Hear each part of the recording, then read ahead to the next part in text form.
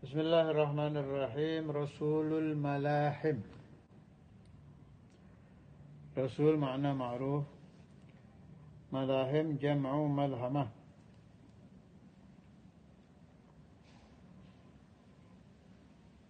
Wahia al-harbu wal-qital, peperangan. Jadi utusan Allah yang diutus untuk berperang. Saya ulangi, al-malahim jam'u malhamah, artinya al-harbu wal-qital. Sini di syarah Matali' al-Masarrat li Sayyid al-Fasi, halaman 89.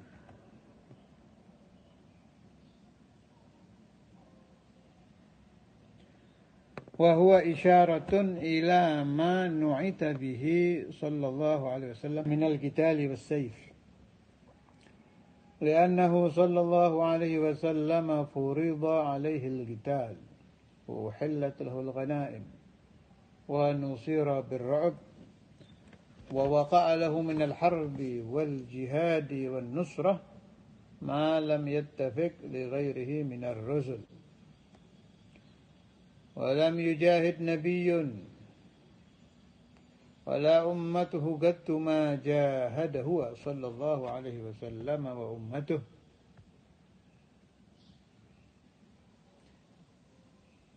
Salah satu nama Nabi Rasulul Malahim ini menjadi isyarah bahwa Rasulullah SAW itu memang berperang. Nu'ita itu disifati ya. Maksudnya Nabi memang diperintahkan Allah Ta'ala untuk berperang pakai, kalau zaman dulu pakai pedang, ombak dan lain-lain. Bahkan furiwa alaihil qital, diwajibkan di zaman Nabi ini.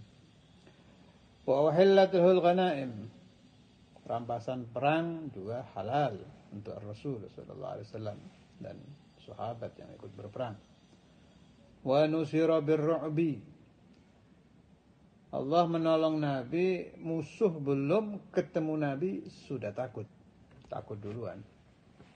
Salah satu khususiyat Rasulullah sallallahu alaihi wasallam, belum ketemu musuh sudah gentar. Wa waqa'a lahu min al-harb wal jihad wal nusrah,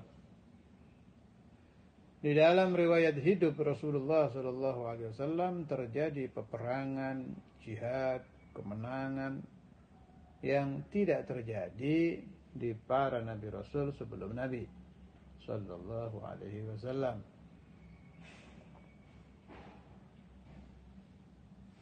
Begitu juga umatnya. Perangan dan kemenangan yang dialami umat Rasulullah SAW tidak pernah terjadi di umat-umat sebelum umat Nabi.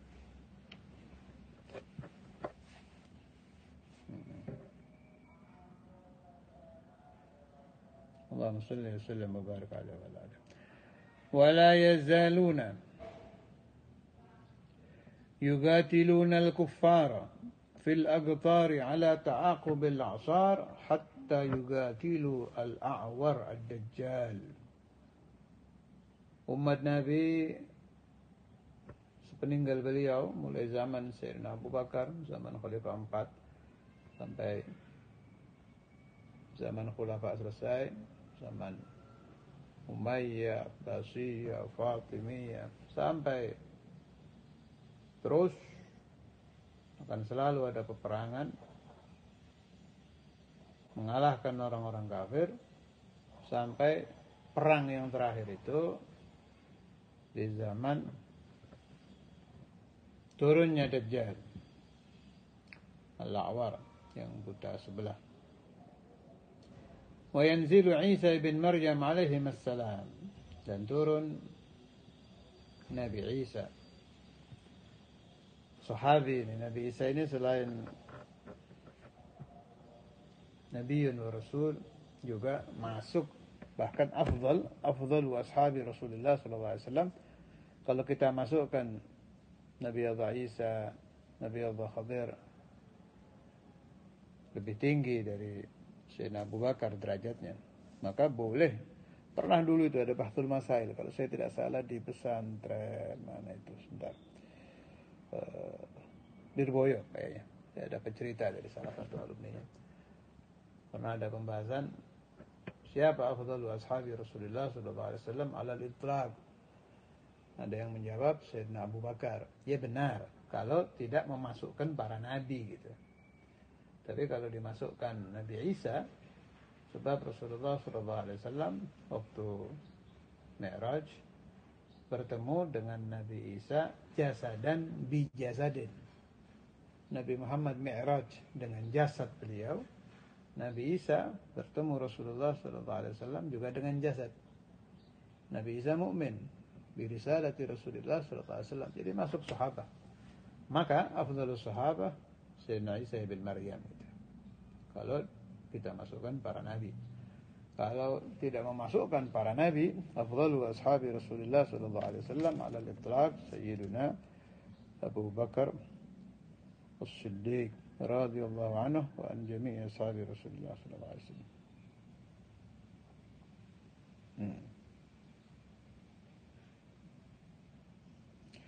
فلاختصاصه صلى الله عليه وسلم بذلك أضيف إليه وأضيف إليه الملاحب. Karena banyaknya peperangan yang dialami Nabi, maka beliau juga disebut sebagai Rasulul Malahib sallallahu alaihi wasallam. Waqad kana sallallahu alaihi wasallam, ini sebagian tidak saya baca, saya ambil yang penting-penting. Waqad kana sallallahu alaihi wasallam yaghzul kuffara wa yujahiduhum mundu awtan al-Madinah wa udhina lahu fil qital illa an tawaffahu Allah. Rasulullah sallallahu alaihi wasallam memerangi orang-orang kafir dan berjihad melawan orang-orang kafir mulai beliau tinggal di Madinah, dan diizinkan, ini tolong diperhatikan ini, wa udhina lahu fil qital. Jadi Nabi perang itu bukan karena pingin perang. Ini tolong dipahami. Tidak ada itu Rasulullah SAW perang karena hawa nafsu, pingin punya rakyat, pingin punya tanah, pingin memiliki jajahan negara-negara. Tidak ada niat kesana, itu tidak ada. Allahumma salli wa sallim wa barik alaihi. Jadi Allah nyuruh jalan gitu aja. Suruh perang, perang. Jangan perang, ya berhenti. Suruh perang lagi, perang lagi. Atas perintah Allah saja. Mada amar Allah fa'alahu. Begitu tidak ada amar Allah, berhenti. Jadi tidak ada hadzun nafas, bagian mengikuti hawa nafsu di hati Nabi itu tidak ada. Kalau hadzun syaitan positif, tidak ada semua Nabi itu. Sama saja ya, hadzun nafas untuk semua Nabi lain juga tidak ada. Ayu nabiyyin wa ayu rasul, pasti tidak ada ikut hawa nafsu atau ikut syaitan. Karena maksum, ada ismah, terjaga. Jadi jangan sampai ada pemahaman Rasulullah SAW itu senang menjajah. Tidak ada. La ilaha illallah saja. Bagaimana caranya seluruh penjuru bumi bisa membaca, faham, ikut sampai mati di dalam kalimat La ilaha illallah Muhammadur Rasulullah. Allahumma salli wa sallam wa barik alaihi ila an tawaffahu Allah, sampai beliau wafat berpulang ke rahmatullah. Taratan yakhruju bi nafsihi syarifah wa taratan yab'athul bu'uth was saraya wa lam yakun lahu wala li ashabihi rahatun wala syughlun illa dhalik. Tidak ada pekerjaan lain bagi Rasulullah SAW dan bagi sahabat-sahabat beliau kecuali melaksanakan perintah Allah. Terkadang beliau turun sendiri, berperang, jalan sendiri, terkadang mengirim utusan. Tidak ada nyantai, itu tidak ada. Mulai diangkat menjadi Rasul sampai wafat. Ada hadis lain yang panjang itu. Saya ingat tengah-tengahnya ada kalimat begini, wa hammi li ajli ummati. Jadi yang ada di dalam pikiran Nabi itu bagaimana caranya umat beliau mengamalkan la ilaha illallah, yang belum jadi umat bisa memahami la ilaha illallah. Itu saja yang menjadi ham, pikirannya Nabi, cita-citanya Nabi, yang ada di kepala suci Rasulullah sallallahu alaihi wasallam selama beliau hidup, ya hanya itu. Enggak ada yang lain. Sampai tidurnya Nabi itu sering mimpi seperti itu. Nanti mimpi bangun tidur, Allahu Akbar, umatku akan membuka daerah mana. Itu datang di mimpi Rasulullah sallallahu alaihi wasallam. Jadi dakwah aja yang dipikirkan itu. Jangan Anda paham kalau mimpinya Rasulullah sallallahu alaihi wasallam itu bunga tidur atau keinginan yang belum tercapai sehingga terbawa mimpi. Itu mustahil, itu kita bukan Nabi itu. Latunkiril wahya min ru'yahu inna lahu qalban idza namatil ainan lam yanami. Di Burda Imam Busiri, kalau kedua mata suci Rasulullah sallallahu alaihi wasallam tidur, hatinya tidak tidur. Jadi mimpi Nabi itu hak, isyarah, dan terjadi semua. Memang ada takwilnya. Itu bisa kita baca di hadis-hadis yang berhubungan dengan itu. Memang tetap bertakwil. Jadi kadang mimpi siapa sahabat, kadang mimpi siapa. Yang jelas mimpinya Rasulullah SAW itu suci, sesuci diri beliau, dan semuanya mengandung takwil. Tidak ada hadzus syaitan. Tidak ada. Setan bisa masuk, bisa memasuki bagian alam mimpi Nabi Muhammad, mustahil. Kalau kita positif. Kalau Rasulullah SAW mustahil.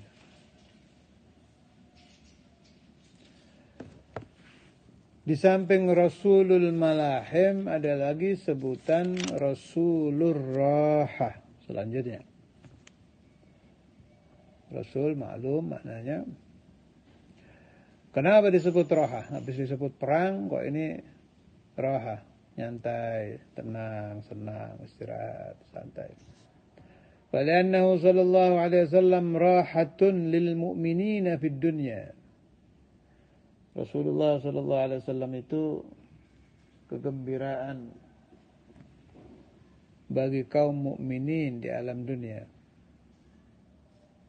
Dalam segala hal. Di sini salah satu ilatnya 5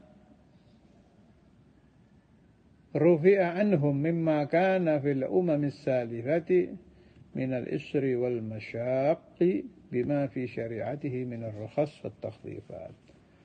Sebab umat-umat sebelum Nabi banyak perintah-perintah yang berat-berat, ketika sampai zaman Nabi Muhammad SAW ditakhfif, diringankan oleh Allah Subhanahu wa taala.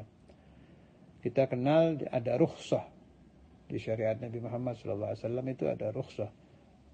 Qala Rasulullah sallallahu alaihi wasallam di dalam hadis, atau kama qala innallaha yuhibbu an tu'ta rukhasuh kama yuhibbu an tu'ta azaimuh. Kita sebagai umat Nabi itu, Allah Ta'ala itu senang. Makna senang berarti yarham, memberikan rahmat. Kalau umat Nabi Muhammad SAW itu saat diberi keringanan diambil. Kita boleh qasar, pakai, boleh jamak, pakai. Itu Allah yuhibbu hal itu. Sebagaimana Allah juga senang kalau perintah-perintah yang harus kita laksanakan. Kita di rumah, sholat biasa 5 waktu. Jangan disingkat jadi 3, kalau di rumah ya 5. Subuh, zuhur, asar, maghrib, isya. Ketika safar, ada rukhsah, boleh qasar, boleh jamak, ya kita pakai. Dan lain-lain dalam semua perintah-perintah Allah Subhanahu wa taala. Nah, ketika kita melaksanakan rukhsah itu tidak mengurangi turunnya rahmat Allah kepada kita. Ini supaya difaham. Jangan ada rumus begini. Saya di rumah sholat duhur 4 rakaat. Berarti kalau saya safar, ketika saya bepergian, saya sholat 2 rakaat, berkurang dong rahmat Allah. Yang 2 rakaat ini kita nggak dapat. Nah, ini keliru, ini hitung-hitungan bisnis namanya. Bukan. Innallaha yuhibbu. Maknanya apa? Siapa yang sholat qasar 2 rakaat mendapat rahmatullah, sebagaimana saat dia di rumah 4 rakaat juga mendapat rahmatullah. Tidak berkurang gara-gara 2 dikorting kemudian rahmatnya berkurang. Tidak ada. Malah bisa jadi lebih kalau ketika dia melaksanakan rukhsah dia ikhlas. Ya Allah, saya melaksanakan qasar 2 rakaat bukan karena saya malas, betul-betul untuk melaksanakan hadis innallaha yuhibbu an tu'ta rukhsah kama yuhibbu an tu'ta azaimuh. Dia tengok dia punya hati mau 4 rakaat tidak malas. Jadi semata-mata duanya karena rukhsah. Lihat saja hati Anda sendiri saat akan melaksanakan. Ketika 4 perasaannya berat, senangnya 2, nah itu namanya ada haldun nafas. Ini yang perlu dijaga. Ketika melaksanakan rukhsah, ketika melaksanakan sholat qasar atau sholat jamak. Ketika di hati kita 4 oke, kita ambil 2 karena melaksanakan hadis, muncul kenyataan hadis Rasulullah SAW, innallaha yuhibbu, bimakna Allah Ta'ala akan menurunkan rahmah saat kita melaksanakan qasar atau melaksanakan jamak atau apapun dari jenis-jenis perintah Allah Subhanahu wa taala di dalam syariah yang ada rukhsah-rukhsahnya. Wa takhfifat, keringanan-keringanan sama saja. Raha juga diambil dari kejadian nanti di alam akhirah. Rasulullah wa fil akhirati rahatuhumul uzma li ummatihim wa fawzihim. Di akhirat nanti itu roha yang paling agung, kesenangan yang paling hebat, paling luar biasa bagi Rasulullah SAW dan bagi umatnya. Allahumma ja'alna minhum, Allahumma ja'alna minhum, Allahumma ja'alna minhum. Ya. Wa hadzal ismu, nama Rasulullah, min makna Rasulur Rahmah, diambil dari makna Rasulur Rahmah. Jadi ada Rasulur Rahmah terambil dari makna Rasulur Rahmah, utusan pembawa rahmat. Wa lazimun lahu, mulazamah. Kenapa? Lianna man rahimahullahu faqad arahahu.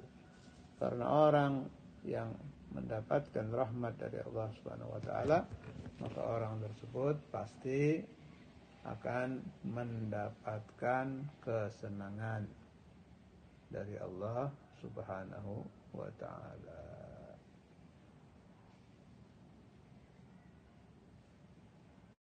Kemudian Sayyiduna Kamil sallallahu alaihi wasallam. Kamil makna sempurna. Kalau ini enggak perlu disyarahi, jelas ini. Nabi sallallahu alaihi wasallam itu menjadi kamil karena kammalahullah. Fahuwal kamilu lil'ubudiyah lillahi ta'ala, sempurna ibadahnya, sempurna sifat-sifatnya, bitakmilillah, karena Allah Ta'ala menyempurnakan beliau. Fahadha muttasifun bikulli kamal, sifat kesempurnaan apapun pasti ada di diri Nabi. Mutahallin bijami'il fadail wa mahasinil khilal alal itlaq min ulum wa a'mal wa akhlaq wa ahwal wa awsaf jadilah jamilah. Semua fadail, keutamaan, semua kebagusan sifat secara mutlak, total, kesemuanya.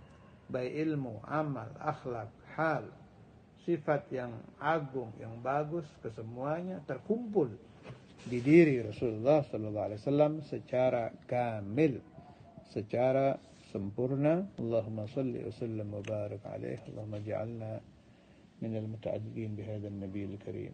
Allahumma ja'alna khadimina li hadzal nabiyil karim. Allahumma ja'alna fanina fi mahabbatin nabiyil karim. Allahumma ja'alna min alladhina ra'a hadzal nabiyil karim ibadatan wa manama. لنا أولادنا بناتنا ذرارينا وأحبابنا من تعلقوا بنا تلاميذنا أتباعنا لا تبقوا عافية بلا نحن دنيا الأخرى إلى حضرة النبي. الفاتحة.